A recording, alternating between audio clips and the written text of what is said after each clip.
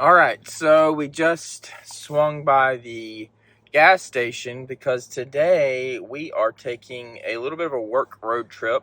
It's a 4-hour drive there, 4-hour drive back, total of 8 hours, total of 400 miles roughly, total trip distance. And we're basically making a run to a work location and back. But this is a good opportunity for me to understand how the truck drives. So it's currently it's 7:20 in the morning. It's a little bit later than I wanted to start out. I had to drop the kid off, but we started with 95% when we left the house. We're at 93% now that we've dropped him off and stopped at the gas station.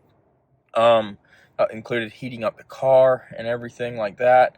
And it says that it is going to have us charge at a Tesla supercharger once on the way up. So that's 200 miles, and it's wanting us to stop and charge at least once. But it did say that we couldn't make it there, but I want it to charge us a little bit since we're coming back. That way I have enough juice to come back to a good charger from the location that I'm going. It's not that I can't make it there without stopping. I could.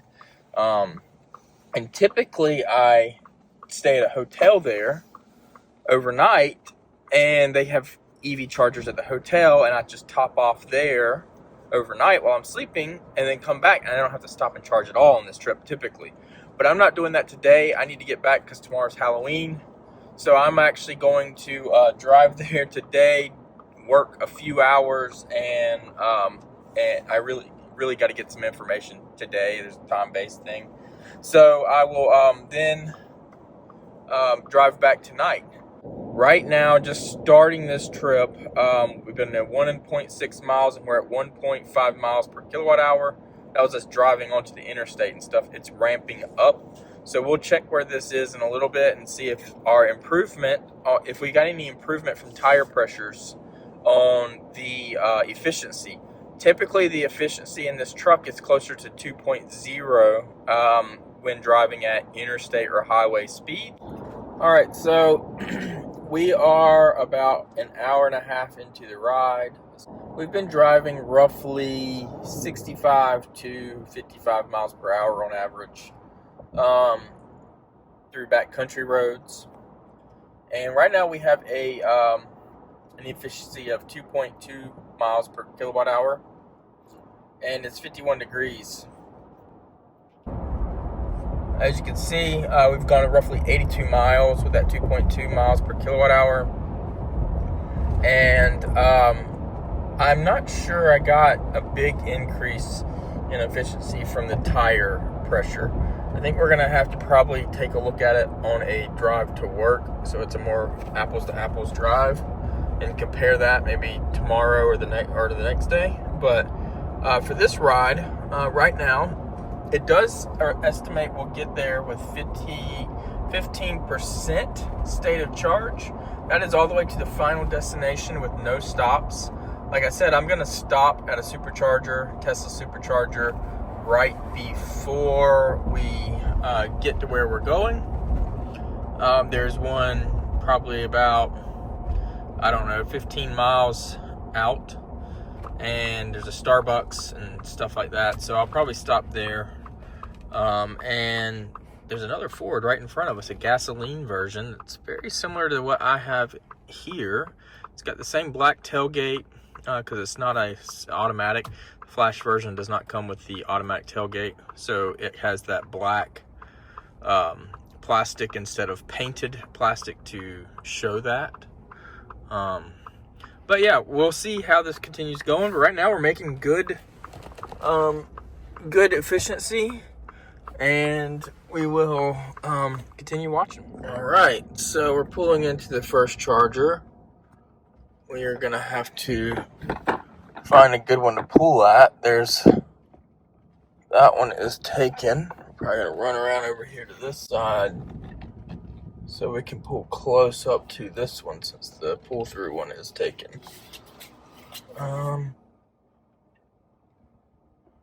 Let's see how close we can get to this one. This is the fun part about driving the F-150. All right, we're here. We're gonna grab our adapter out of our nice little area for it. We're gonna plug this sucker in.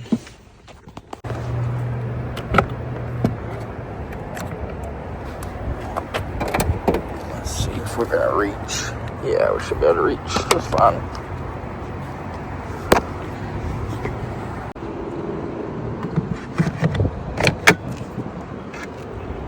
Alright, should be in charge.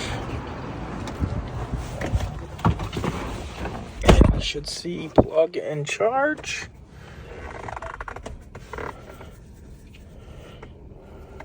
It says 5 minutes remaining. 34% plugged in. All right, there we go. We are fast charging. So I don't need to charge a whole lot because it's saying we'll arrive to our next stop with 18%. Okay. We're currently, we'll see, we should get up to 150 pretty easily. We're currently at 34%. And we got an efficiency, which is not showing at the moment, of 2.3 kilowatt hours. I didn't take a video of it, but 2.3 kilowatt hour, or miles per kilowatt hour, sorry, 2.3 miles per kilowatt hour. And this leg was, let's see if it tells me. It does not. But essentially, yeah, it doesn't show me the previous thing. So we'll have to see. But we're in Sanford, North Carolina. I'm going to swing over to this Starbucks and use the restroom because I've got to go pretty badly. And probably grab a coffee. Kill this coffee before we get done. And then we'll be back on the road because, I mean, we'll get there with 20%. I only wanted to charge so I'd have at least 25% leaving there. So really don't have to sit here very long. This is like a 5-minute stop, but it's going to charge a little bit longer than that because I'm going to use the bathroom.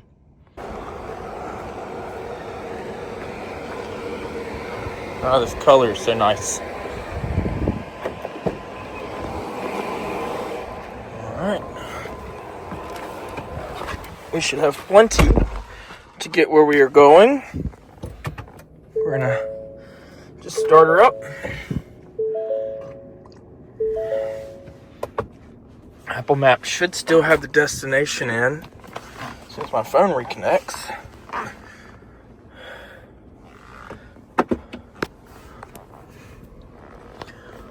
not sure how long this takes.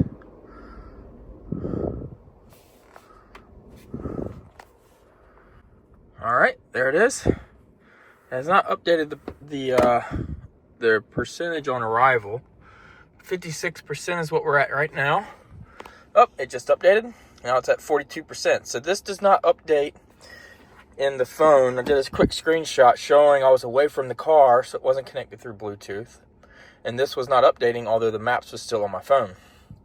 And it gave me a notification that it on the top of my cell phone that it was no longer communicating with the truck, and it cannot update the state of charge, arrival state of charge. So as soon as I reconnected to the car, it gave me, it did update that. And so I think we got plenty to stop and charge. We will stop and charge on our way home, but we're probably going to do that either way. So, and grab dinner. And so, I'm not going to charge any more than this. This is plenty to charge, and we're going to head on out. So it did restart my trip navigation. So I won't have that to go off of for this entire trip. But I told you what the results were. Only thing I don't have is the mileage and the trip timer. I should have taken a picture of that beforehand. I would get better at that. But essentially, that's a very easy stop. I pulled into the charger on the first try, and which is new for me. I haven't done that before. So I'm getting better. And road tripping this truck so far, between this and our 2023 Model Y, or my older Model 3. Right now, it is road tripping, I would say, better than those. Interesting, huh? And this is the Flash variant. Again, 123 kilowatt hour battery, not the 131 kilowatt hour battery. And it's 2025, so it has the heat pump, and it's getting very good efficiency at the moment. And such a smooth ride. This ride has been great. So yeah, I'll try to remember to fill in when I get back. We'll also document our at-home trip, which will be colder and at nighttime. So yeah. So real quick, I just kind of wanted to go back through that charging session that we just did. So it was basically a splash and go style of charging. That's the kind of charging that I have always done in my Teslas. I rarely sit at a charger for longer than 20 minutes. And that's usually just if I'm eating. But it has happened, but they're very rare. Most of the time, it's just like that stop. I'll stop at somewhere that has somewhere to get something to drink. We plugged in at 34% of charge, and we charged all the way up to 54% of charge. So roughly 20% added to the battery, which equates to about 100 miles. Well, I'm not sure what it equates to, but I'm not doing that math in my head.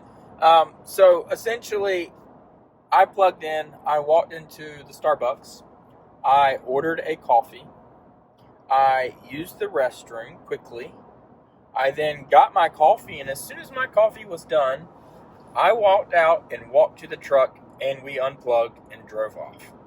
That's how far I needed to charge. There are so many chargers these days that you do not need to stop more than that. Now I have enough charge to drive easily, and sorry for all the noises, I have enough charge to drive easily the distance that my bladder can handle. So in other words, I can find a charger, be around 10%, and I would have to use the bathroom. Now, in order to get back where I am now to have that same type of distance, I would need to I would need to charge longer.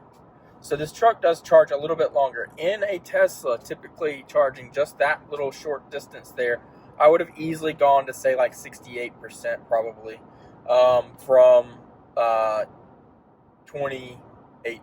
So instead, I would have maybe gotten 40% in that amount of time, or at least like 30% put into the battery. And you do travel percentage-wise about the same distance. So percentage is a really good metric to keep track of, to keep it the same when you're going from driving to something like a Tesla to an F-150 Lightning. Percentage usage is a very good metric. Percentage charge, the amount you can charge to a certain percentage, though, time-wise, is different. So that's the big difference in this truck. But like I said, so far, it's road tripping really good. I'm glad that I brought this truck on this trip because I really wanted to understand how it did. I had to make this trip anyways, and so it's just a perfect time to really get the feel of a longer distance trip where charging is required. And it's got mostly highway speeds. And another thing on the charging, we were getting roughly 174 kilowatts of power or charge rate in that entire session. So from the time I plugged in till I unplugged, it was pretty much 174 kilowatt charging rate, which is really high. It's higher than we saw in our Tesla Model Y the entire time we were in Asheville. The highest we got there was 153 kilowatts, which I think there's something wrong with that car. I should have seen 250, and I never did. But right now, this truck is charging better than our Tesla, which is kind of odd. I don't know what's wrong with our Tesla. Service is telling me that there's nothing wrong with the car. So if that's the case, then this truck charges better than my Tesla Model Y. It is a long-range, all-wheel drive, nickel, cobalt battery that should easily charge a 250 kilowatt. And it is not. And I'm being told by Tesla there's nothing wrong with it according to their diagnostics. So, yeah, there's that. My Ford F-150 Lightning charges better than a Tesla. How about that? All right, so we're on our way back. I didn't video this, but I'm stopped about an hour and 20 minutes outside of where I was. 56 miles, hour and 16 minutes. That includes me stopping and getting some Habit Burger, which fried green beans, by the way. Oh, gosh, it's a good side. Anyways, 2 miles per kilowatt hour here is our efficiency. And like I said, we're only an hour into the trip. This is a brand new charger. It is a V4. It's a true 325 kilowatt. I did not realize there was a taco bar right there. That mistake. Wow, what a mistake. Anyways, doing pretty good. We'll see how this charging goes. All right, so we've been charging now. We started charging at 6:01 roughly. So we're about to go on 20 minutes of charging here. The F-150 Lightning. Now, I was down to like 20%, 23% state of charge. And we know we got to have probably roughly 70% to get home. So you can see we're almost there. We're at 57. We've held pretty consistently. We've held pretty consistently the 165 kilowatts of rate of charge. And once I got to 50%, it kind of dropped down to 129 here, you can see, and it's still holding. That's still really good. This thing's charging really great, honestly. I've got 13% more to go, and it's not going to take any time at all to do that. You can see there, it says I'll get to 85% at 6:43. That would be another 23 minutes from now, but I'm only going to 70%, and I also know that curve starts really dropping. So we're going to watch this curve and see kind of how low it keeps dropping as we get closer to 70%. So far, like I said, 20 minutes, not even 20 minutes yet, 19 minutes, we're already up to 58%, and we only got a little bit more to go. And it ticks again. The really neat thing is I grabbed food, and I just got done eating, and then I walked over to this gas station and used the bathroom. I grabbed the only coffee they had. Not the best coffee in the world, but it will work for a little bit of energy since we got a little bit of a drive here late at night. And we're almost ready to go. So not bad at all. There's actually a brand new Model Y that's still sitting here. It's been here since I got here. I don't know what they're charging to, but look at that. The rate did not drop at 60%. Let's see if it drops at 61%. Yeah, so we've creeped up a couple of percentage here, and we really hadn't dropped any rate. It keeps bouncing back between 126 and 127. So it's still holding really strong. I wonder if it'll hold this all the way to 70%. Like I said, that's what we're going to get home, and we'll see how it does. And actually, the route here went away when I left the car to go use the bathroom, and I rerouted to home, and you can see it's 136 more miles from where we are now, and it's saying we'll arrive there with 13% state of charge based on 64%. So it's getting colder, but I've got a couple of drop-off points that I can stop at if I need to. So what I'm going to do is I'm going to go ahead and head out. We're going to call this a charge. It will probably be about 65%. Yep, it will be. It's still holding. I kind of want to see how long that will hold though. 123. It's just money is the problem. These are very expensive. That last charge that we did, the last charger was $17. It would have been probably $6 driving a Tesla.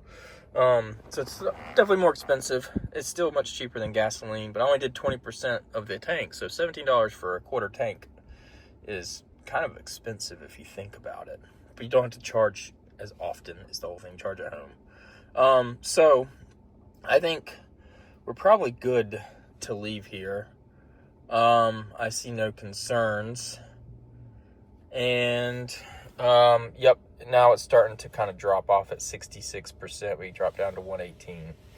So still over 100 kilowatts though at 66%. That's great, man.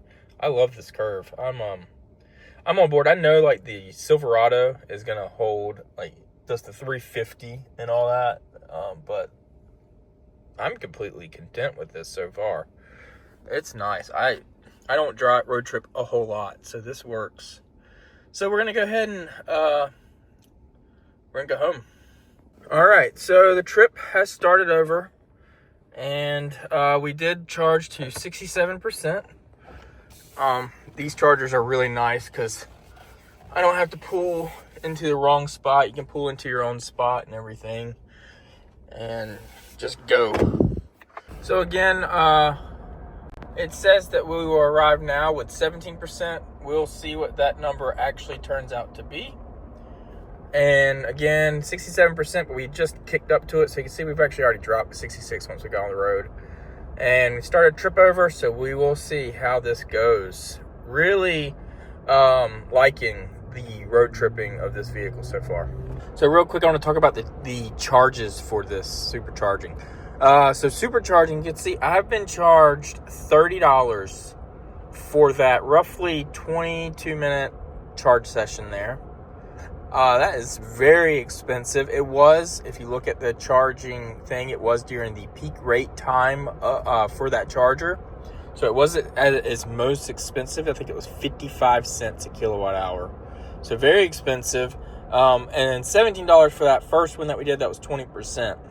$30 to charge is more than I've ever spent charging any EV for any percentage. I don't think I've ever charged my Model 3 from 10% or even like 5% all the way up to 80%, and it cost more than $24. So that was very expensive. So total cost for this whole trip is going to cost me $47, which I don't buy gas anymore, but I would think that would be one tank of gas. And seeing as the range is roughly 400 miles, a lot of vehicles can go. Oh, there's a dark horse beside me. I'm just gonna. $47, I would imagine that's how much it would cost to drive a gasoline car. That same distance of 400 miles. I will look at some maths, but that was expensive because I'm not on the Tesla network. I don't have the subscription. Clearly, I will do the math and see what the difference is if I would have gotten the subscription and then did this for 1 month and seeing what the difference in cost was. From now on, I know most likely though, if I am going to make this trip multiple times, so this is the thing. On this trip, technically, the way I normally do it is I stay overnight. So I could easily make it all the way to my location without charging, by just charging at the house to 95% and then leaving and getting there and be fine. I would go to work. I'd have plenty of charge to do whatever I needed to do, and then I would charge at the hotel. The hotel would be free charging. And I would charge at the hotel all the way up to 95% or 90%. And then I would have enough to get all the way back home. And then it would be a completely free trip, right? I would not pay for charging at all. But if I have to pay for charging, like I did this time, because I basically drove there and back, well, I say, 400 miles, it's much more expensive. So just kind of to show that the subscription or driving a car that has better rate or price per kilowatt hour is beneficial. Teslas do get that benefit. So it's one thing to keep in mind. So far, I'm enjoying this trip. Maybe more in the truck because it's just more comfortable. Yeah. We'll see how it keeps going. So I just want to make a quick video of, so on this drive, Blue Cruise works on some of the road. And on some of the road, it does not. And when it does not, you get these gray hands here. Hard to see. It's kind of hard to keep the camera on focus. You have to keep your hand on the wheel while you're driving, and obviously paying attention and looking at the road as well. It's watching you for that. But the thing is like, it's still, as you can see, it's turning around this corner by itself. So it's got a good bit of torque on the wheel by itself. I'm not touching the wheel at all. And it is still making this turn just fine all by itself. Now, it wants me to grab the wheel again, because it wants you to keep your hands on the wheel, kind of like autopilot, right? It's actually noticing the torque in the handle, or in the wheel. But this is the free version, and I don't know if this comes with all the different Fords, but this is not, I think this is not what's considered Blue Cruise, and so Blue Cruise you have to pay for with a yearly subscription. When this, I think, is free if you have the sensor suite, and I'll have to look up if it's free with all the different versions of the Ford F-150 Lightning. But I will say, you know, just driving long distance, right? Autopilot in the Teslas is really great because it keeps you, removes some of your fatigue. Your eyes get the chance to kind of rest a little bit. Your feet aren't pushing on the pedals with the cruise control, and the steering wheel is mostly steering itself, similar to this. So you're not putting as much force with your arms and hands because it's doing most of the torque for you. You're just kind of holding your hand on there. So when you get done with a really long drive, and we're talking about like a 12-hour drive or something like that, right? Maybe 4-hour drive, things like that. But you get done with your drive and you are much less fatigued and you have more energy. And so I think Ford has basically the same thing with this free version. So this drive's really made me realize, since Blue Cruise is not available on this road, that this feature works really well. Now, this feature is not on every single road, I've noticed. And if it is raining really hard, it may also not be available. And then you do have to put in more steering. But when you get that gray, it does most of the steering for you, and you just have to kind of keep a torque on the car. So it's just a neat thing that I thought I'd bring up. And another thing that I'm actually pretty happy with the Ford. I keep getting more impressed and more happy with everything that this truck can do, capability wise, driving wise, software wise. I'm liking it more and more every single day, like I keep saying. All right, so it's getting dark. We still got a long ways to go. We've only been driving for 30 minutes or 22 miles, but the view is spectacular with this sunset. And we just went past Rockingham Speedway, which used to be North Carolina Speedway, and until Charlotte Lowe's Motor Speedway was built. But man, what a pretty view. Anyways, thought I'd get this on camera.